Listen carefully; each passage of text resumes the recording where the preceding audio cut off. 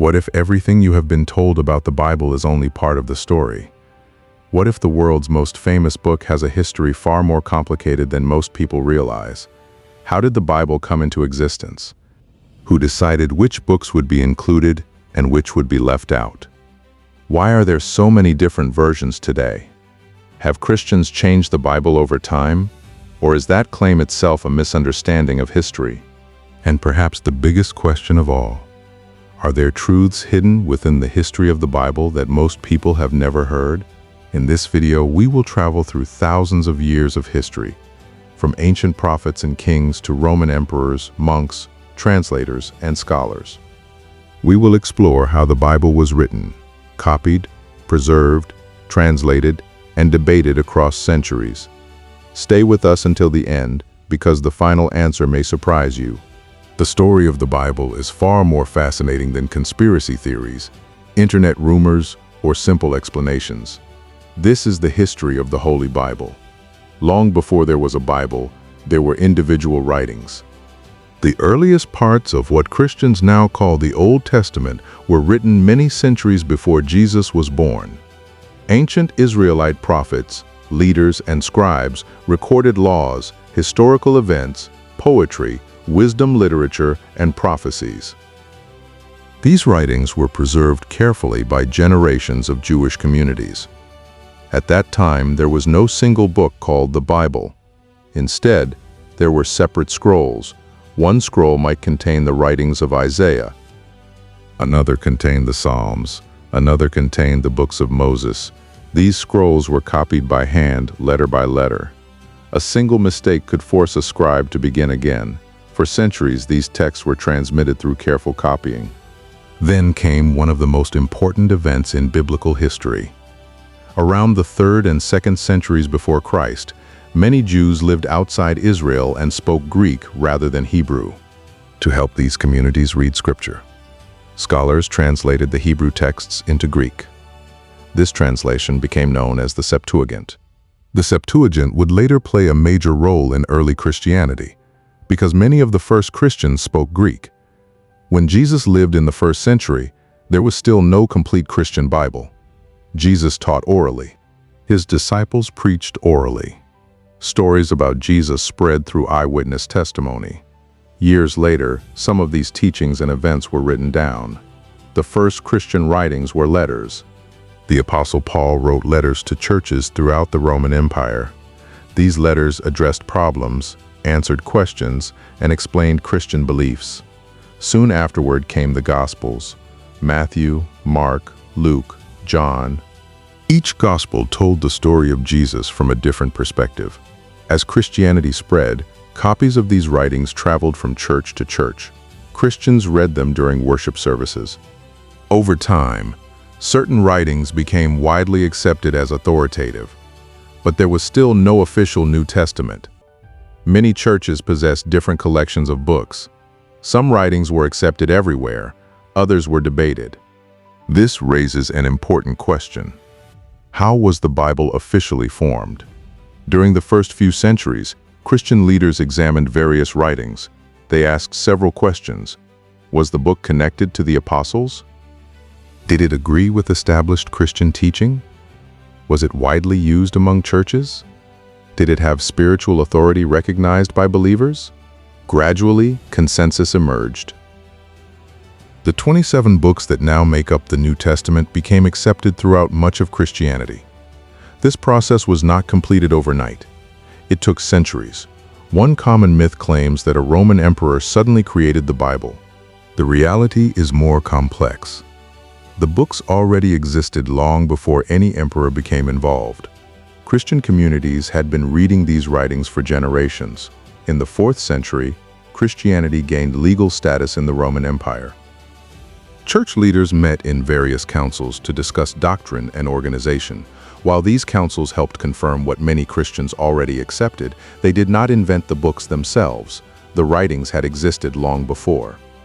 Now, let's discuss a question that often creates controversy. Has the Bible been changed? The answer depends on what people mean by changed. When ancient texts are copied by hand thousands of times, small variations naturally appear. A word might be spelled differently. A phrase might be omitted accidentally. A copyist might make a minor mistake. Modern scholars have identified thousands of textual variations among ancient manuscripts. At first, this sounds shocking. But there is another side to the story. Because so many manuscripts exist, scholars can compare them and often identify where copying differences occurred. Today, the Bible has more surviving ancient manuscripts than almost any other work from antiquity. This large manuscript collection allows researchers to study how the text developed over time. Some passages have generated significant debate. For example, the ending of the Gospel of Mark appears differently in some ancient manuscripts. Another famous passage involves the story of the woman caught in adultery. Certain early manuscripts do not contain it. Most modern Bibles openly note these issues in footnotes. Rather than hiding the information, many modern translations explain it to readers. This leads us to another major question: why are there so many versions of the Bible? Many people see different Bible versions and assume someone changed God's message. The reality is often related to translation. Imagine translating a document from ancient Hebrew or Greek into modern English. Different translators may choose different words while conveying the same meaning. For example, one version might say love, another might say charity. The underlying idea remains similar. Some translations aim for word-for-word accuracy. Others focus on thought-for-thought clarity. This explains why multiple versions exist. Among the most famous English translations is the King James Version, published in 1611. For many Christians, it became one of the most influential Bibles ever produced. However, the translators of 1611 had access to fewer manuscripts than scholars possess today. Since then, thousands of additional ancient manuscripts have been discovered. Modern translations often use these earlier sources to improve accuracy. This is one reason newer versions differ from older ones. Not necessarily because someone wanted to hide something, but because more historical evidence became available. Still, critics argue that some changes reflect theological agendas. Supporters respond that translation decisions are usually explained openly by scholars. The debate continues today. Another issue concerns the number of books. Different Christian traditions do not always use exactly the same collection. Most Protestant Bibles contain 66 books. Many Catholic Bibles contain additional books often called the deuterocanonical books. Eastern Orthodox traditions may include even more. Why? Because different Christian communities historically relied upon slightly different collections of ancient writings. These differences developed over centuries and remain part of Christianity today. Now we come to one of the most popular claims. Did church leaders remove books to hide the truth? Many books existed in the ancient world. Some claimed to tell stories about Jesus. Others described visions, revelations, or secret teachings.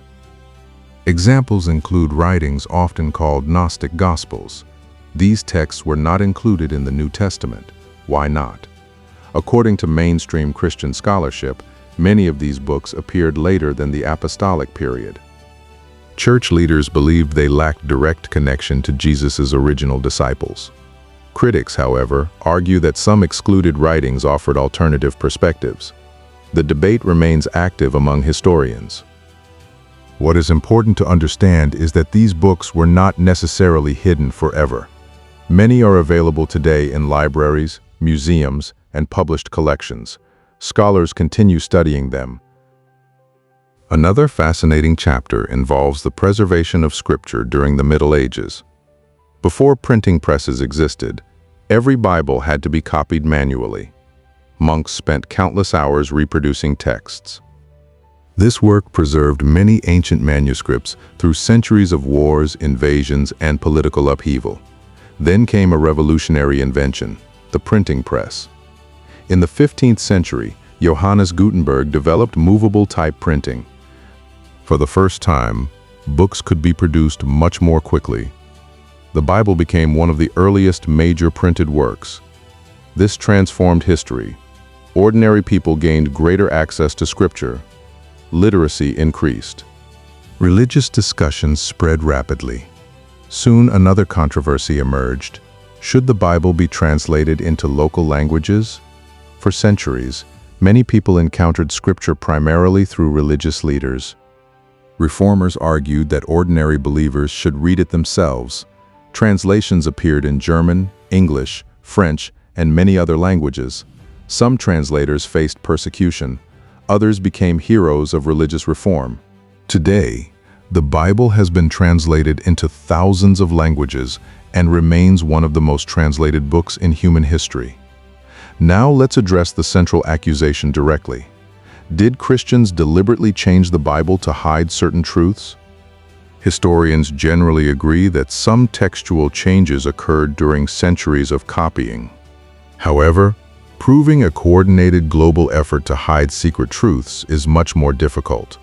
The evidence shows a complex history involving thousands of manuscripts, numerous regions, different languages, and many independent communities.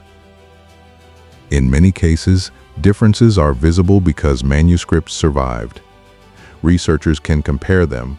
If a major alteration had occurred everywhere simultaneously, detecting it would be difficult. Instead, scholars often identify variations precisely because multiple manuscript traditions exist. This does not mean all questions are solved.